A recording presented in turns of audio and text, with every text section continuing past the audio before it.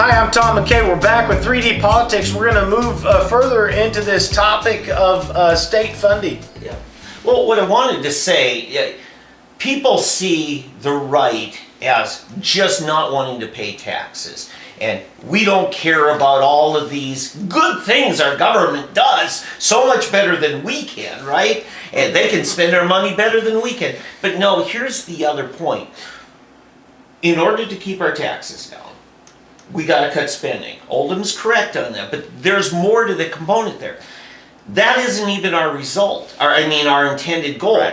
What our intended goal is to restore liberty. And the only way you restore liberty is by keeping government as small as possible. I think you meant to say creating a Department of Liberty. I might say special boards and commissions. Sometimes they try to infringe on our liberty in the name of saving money. Try. And a lot of times, I'll suggest, I'm really wanting to save liberty, not money. Mm-hmm. They'll do things to combine, or a lot of times they want to put the city county together. Things where they smash stuff together to save money, and really they want to create opportunity zones. Special sure, government that actually has some they have liberty. something like that in China. I think it's called But my counter is that sometimes spending money is how we save liberty. We don't always just shrink the. That's true. Okay. If there was just one health insurance, they claim that it would be lower cost, right? Yeah. And I was being a bit facetious with David about, if they would just let you pick our platform, how much more efficient would that be? Well, What could get sure. done,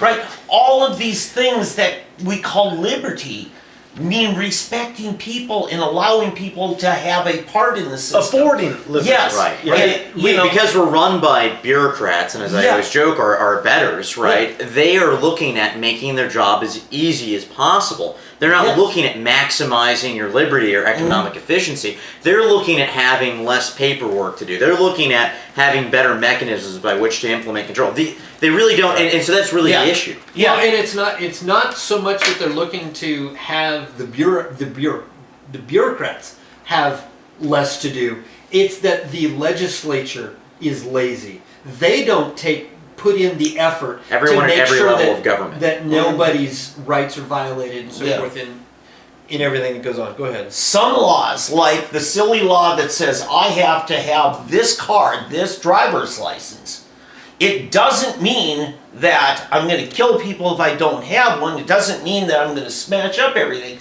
This is what's called a law of government convenience.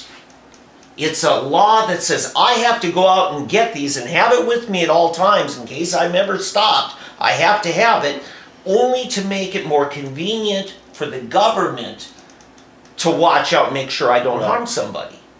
Right. In reality, Well, supposedly, but they use it all the time. but did you ever need this when you drove your horse and buggy? No. or your bicycle. Or your bicycle, or all these Well, other listen, at least we know that government always uses everything for its stated and intended purpose, and they never go one step beyond. Yeah. So that's good to know. Yeah, I believe the federal government said when they instituted Social Security, they said it is against the law to use this number for any other intended purposes. It was specifically used to say on your Social Security card, cannot be used for identification purposes. The problem is, which I think a lot of still have people mine, sure. understand, Yeah, is it's law by fiat. The law is what they say it is. The law is as the enforcer interprets and as the enforcer wills. So this creates a set of issues where we really require limited governance. We really require responsible government employees. We really, it's not just something that we would like, it's a necessity to continue in a free society. Tom, I got a question for Oldham. All right. For the district attorney or for the local cop on the beat, when he says, I have no choice, but I must enforce these laws. This book was not written by me, but my job, I have no choice. I have to enforce everything in it. What say you? No, he actually has a duty to not enforce unconstitutional law.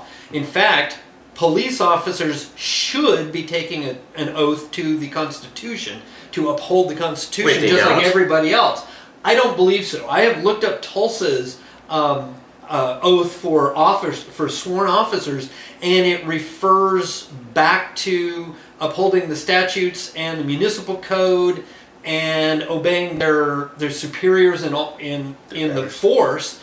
But I don't believe it. I don't remember. It's been a while since I read it. I don't believe it mentioned the Constitution one iota. How about the State Law Enforcement Academy, CLEAT, they call it? Right. I don't know that there's an oath that you take at CLEAT. I think that comes when you actually sign on to the job. And that would be for the different departments. So I would recommend it. People go out and look up your own state Well, we departments. know when people Contact take an us oath. and let us know what they say. You're for your municipalities. You know, some of, as we wind out of this next segment, some of this ambiguity in law is part of what I think gives us some freedom.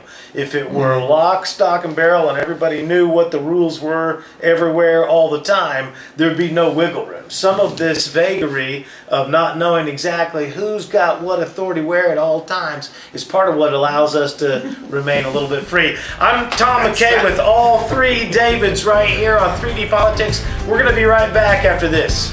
That's so sad that you don't know where to go.